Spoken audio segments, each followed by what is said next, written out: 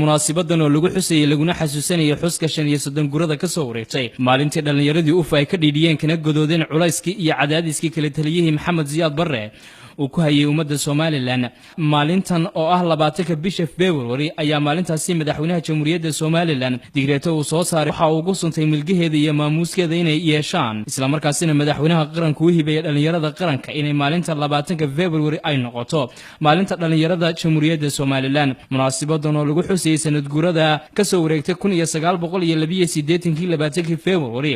ayaa xuskaasi waxa ka qayb qaatay ciidamada baanboyda ardayda iskuulada hoose dhexe iyo sare ee magaalada Hargeysa mas'uuliyiin iyo madax kala duwan waxaana ay gaardis ku mareen wadada halbowlaha iyagoo gaardiskaasi ku tagay taalada loo dhisay ardaygii ugu horeeyay ee ku shiiday dhagaxtoorkii maalintaasi 20 February 1982 qaar ka mid ah mas'uuliyiinta qaranka xubno ku hadlayay ardaydii dhagaxtoorka samaysay 1982 iyo hoggaanka dalada Soonyo oo halkaasi ka hadlay ayaa waxa ay ka warameen taariikhda 20 February 1982 iyo waxyaabihii ay ardaydaasi ay hawshaasi u sameeyeen isla markaasina ay ka dhidhiyeen iyagoo u duceeyay intii dhimatay dhalinyarada waqtigan ay kula dardaarmeen inay ilaashadaan xasiloonida iyo xorriyadda ay haystaan kana dheeraadaan wax kasta oo dhaawacaya milgaha iyo haybada qaranka Jamhuuriyadda Soomaaliland intaasi ka bacdi munaasabad bilan oo boqoran ayaa waxa lagu qabtay hotel Guleed ee magaalada Hargeysa madashaasi oo loogu talagalay in lagu weyneeyo maalinta dhalinyarada Soomaaliland waxaana goobjoog ka ah madaxweyne ku-xigeenka Jamhuuriyadda Soomaaliland gudoomiyaha golaha wakiilada gudoomiyaha xisbiga cadaaladda iyo daryeelka gudoomiye ku-xigeenka xisbiga talada haya kulmiye xubno kamid ah golaha wasiirada xildhibaano xubno kamid ah ardaydii UFO ee maalintaasi dhagax tuurka sameeyay iyo sidoo kale ardayda dugsiyada caasimadda Hargeysa haween iyo dadweyne tiro badan oo munaasabadaasi ka qayb galay gudoomiyaha dalada Soonyo agaasimaha guud ee wasaaradda dhalinyarada iyo ciyaaraha Soomaaliland gudoomiyaha hay'adda shaqaalaha dawladda mayorka caasimadda Hargeysa xubno ku kala hadlaya hay'adda Mercy College iyo shirkadda Sagalshad iyo sidoo kale jaamacadda Hargeysa oo dhamaantood munaasabadaasi ka hadlay ayaa waxay ku dheeraadeen qiimaha ay maalintan u leedahay ummadda Soomaaliland maanta waxa sharaf inoo ah oo tusaale inoo ah oo wax wada qabsi inoo ah oo wada jir Soomaaliland u ah in madaxweynaha Jamhuuriyadda Soomaaliland maanta uu asteeyay maalinta qaranka maalinta dhalinyarada ee qaranka Jamhuuriyadda Soomaaliland maanta waa maalin qaran bari ilaa galbeed waa maalin qaran Axmed Maxamed Madara iyo Kaltuna Xaaji Daahir oo kamid ah ardaydii UFA ee dhagaxtuurka sameeyay ayaa sharaxay maalintaasi iyo sida ay ugu dhiiradeen inay u babac dhigaan dawladii waqtigaasi isla markaasina ay u cadeeyaan mowqifkooda iyo rabitaankooda Jamhuuriyadda Soomaaliland ee ku biirtay Soomaaliya markii ay ka dhidiyeen dadkooda waxa ay isku dayeen inay fahamsiiyaan inay dhibaatada ka kacaan waxaana ka bilaabeen meelaha ay hadii alla ku rooyahay dadku dareenka weyn u leeyihiin oo ah waxbarashada iyo caafimaadka oo waqtiga iyada ah qoftan la baabiyay mas'uuliyiinta la baabiyay waxaanu ka bilownay halkayga si aan dadkayga u dareensiino dhibaatada lagu hayo inaan cusbitaalka oo markaa heerka uu maray been kama sheegay ay ahayd magaalada aan leenahay markaanu ka nimaadno qaybaha loo shii jiray leelka inta yar cusbitaalku ka mid ahaa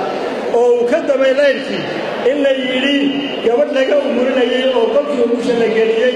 in la yiri baabuurkiisay daaqadda soo taaga oo soo shaqeeyay ka umurinay yani heerka la gaarsiiyay wax qabad iyo tacaddi heerka uu ka maray markaa dadka Jamhuuriyadda Soomaaliland ee aanu ka dhigay taas oo ahaa maalin madoobe ay 1982 salaad hore dhalinyarada UFO oo maxkamadda keenayo inuu ku agariisanay dhalinyarada UFO maanta waxay nagala joogaan Cabdiraxmaan Ismaaciil Leeyahay Baasha Abdiirana Kayay Ahmed Maxamed Madan Aadan Awrsima Saciid inta ilaahay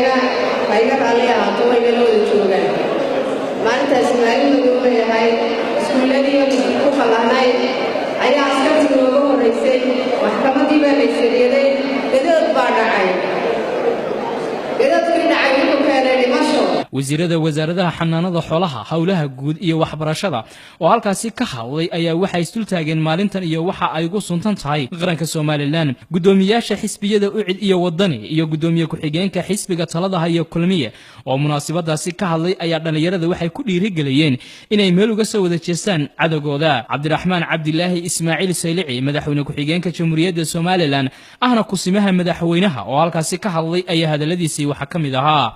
maanta waa maalinta la wada sheegay qiimaheega